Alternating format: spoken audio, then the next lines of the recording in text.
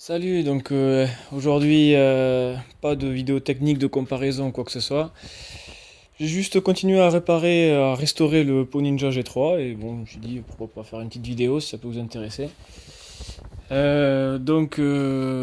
le corps je l'avais déjà restauré il y a un petit moment. Je l'avais entièrement brossé avec la meuleuse et la petite brosse là, la brosse métallique. Refait les soudures au chalumeau. Vernis haute température par-dessus, et après la cartouche, il manquait ça à finir. La cartouche qui était vraiment bignée de partout, que vraiment c'était pas joli à voir. J'ai pu la rattraper quand même, hein. Mais bon, on voit toujours qu'il y a des bons pets. Là, on en voit un par exemple. Il est joli celui-là. Il est encore pire en caméra qu'en vrai. Il y en a encore un qui traîne par là. Enfin bon, comparé à ce qu'il y avait avant, c'est quand même beaucoup mieux et de loin. Et en vrai, comme c'est noir, noir un peu mat, ça se voit pas trop, donc ça va. Merci à Culas Noir Custom, c'est une chaîne sur YouTube aussi, donc personne très sympa, elle m'a pu me donner les cotes de l'autocollant Ninja, parce que lui il avait déjà des plaquettes, grâce à vos commentaires j'ai pu savoir ça. Enfin, je regarde aussi ses vidéos, donc je suis tombé dessus aussi. Et donc du coup j'ai repris un autocollant Ninja sur internet, je l'ai redessiné. Je n'ai pas vu des comme ça sur internet tout près, là j'ai surtout vu avec des fois des petites écritures en bas, donc c'était pas celui qui me plaisait vraiment. Alors je l'ai redessiné moi-même, là j'ai repris un Ninja, je l'ai contourné, etc. J'ai refait le liseré autour là, avec un logiciel de CAO, c'est pas fait pour, mais bon, ça marche quand même. Et je l'ai fait imprimer, je l'ai récupéré aujourd'hui, donc j'ai pris une plaque d'aluminium de millimètre et je l'ai collé dessus. D'ailleurs j'ai fait quelques photos de mémoire, je vais vous passer les photos en même temps. De mémoire, bon, la plaque de millimètre, j'avais posé l'autocollant dessus, j'avais fait le contour au marqueur. Après, j'ai pris la scie et j'ai pas mal détouré avec la scie déjà. Donc ça m'a bien dégrossi. Avec la lime, j'ai fini d'arrondir les petits angles qu'il y avait, mais c'était déjà pas mal avec la scie. Et après, j'ai pris la plaque, je l'ai mis à l'étau avec une grosse barre de fer derrière, ronde. Et devant, je l'ai pincé avec un mordoux, là, enfin une cornière en plastique. Et après, avec la masse en plastique, je tape pour la courber et je descends au fur et à mesure la plaque pour la courber petit à petit. Et quand la courbure allait bien, je l'ai fait en plusieurs reprises, quand la courbure allait bien, j'ai gardé ça, j'ai fait les deux petits trous. J'ai collé l'autocollant. Donc l'autocollant, pareil, là, sur les photos de mémoire. J'ai découpé la partie supérieure. Je l'ai placé au mieux. Et après j'ai collé la partie supérieure et petit à petit je décolle le reste de la protection de la face adhésive. Et puis c'est bien collé, nickel. Là on voit que y a les parties en aluminium qui se voient. J'aurais pu la repeindre en noir avant de coller l'autocollant, mais bon, ça se voit pas des masses, donc moi ça me va. Donc très bien, je viens d'aller faire un tour avec, j'ai oublié la caméra donc pas de vidéo. L'autocollant il est chaud, il a peur de vouloir se décoller pour l'instant. Donc on va lui laisser encore quelques kilomètres pour en juger.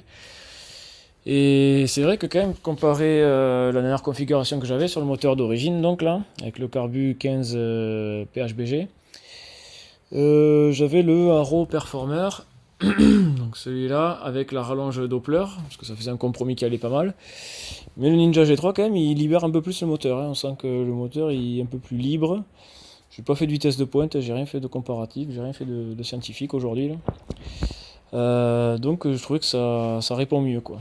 Bon par contre le Ninja G3 c'est pas non plus magique, hein. Ça fait un bruit quand même, ça gling de partout, pourtant j'ai regardé, j'ai mis des rondelles en plastique derrière les rondelles en métal, donc ça tape pas métal sur métal. Pareil ici, j'ai une rondelle en plastique pour éviter les jeux. La bielle, elle a une partie en caoutchouc aussi.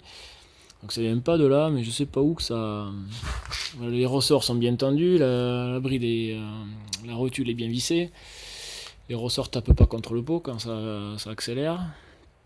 Je sais pas, ça fait quand même un bruit typique des ninjas, je trouve, hein. Ça fait un bruit de tôle là, on sent que la tôle est fine là, que ça gling de partout là. Mais bon, c'est quand même très silencieux, donc ça c'est agréable aussi. C'est la cartouche avec la petite, une espèce de petite réserve là, la boîte de conserve à la base, et après un tube perforé. Je l'ai bourré à mort de laine de verre, donc du coup au niveau du bruit c'est agréable. Et puis voilà, après un autre défaut c'est le kick, ça passe pas. Donc là, premier démarrage, j'ai foutu un pet, j'ai arraché un morceau du vernis. Et puis de toute façon, comme je l'avais vu acheter d'occasion, je vois que des coups de kick sont passés par là bien avant moi. Pour y remédier, je pourrais peut-être mettre un ressort plus court ici pour avoir tendance à tirer le pot comme ça. Mais de toute façon, c'est la bielle aussi là, qui l'oriente automatiquement aussi, hein, donc on peut pas non plus jouer que sur ça. Après la cartouche, elle a tendance à vraiment ressortir comme ça, là, on dirait que c'est un pot d'échappement pour passage opposé, là, à l'opposé. Bon, c'est vrai que ça me plaît un peu moyen ça, mais bon, ça va quand même. Après j'aime pas trop aussi que la fixation se fasse directement sur le bras oscillant, parce que là ça va m'abîmer le bras oscillant, et après quand je vais repasser sur les moteurs quittés et que je mettrai le Janelli Sport, lui il va se monter directement sur la vis du cale-pied, et donc là je vais avoir la trace, ça me plaît pas trop. Après dans l'ensemble il est joli, les courbes sont sympas, la cartouche comme ça là, en démontable j'aime bien, la plaquette rivée aussi c'est sympa. Donc c'est bien sympa, les performances sont là, c'est agréable à rouler, ça marche bien. Les derniers tests, les vieilles vidéos que j'avais faites, où j'ai comparé tous les échappements sur le moteur d'origine, c'était celui-là qui s'en sortait le mieux, autant en accélération qu'en vitesse de pointe. Donc bon, pour l'instant je vais rouler comme ça.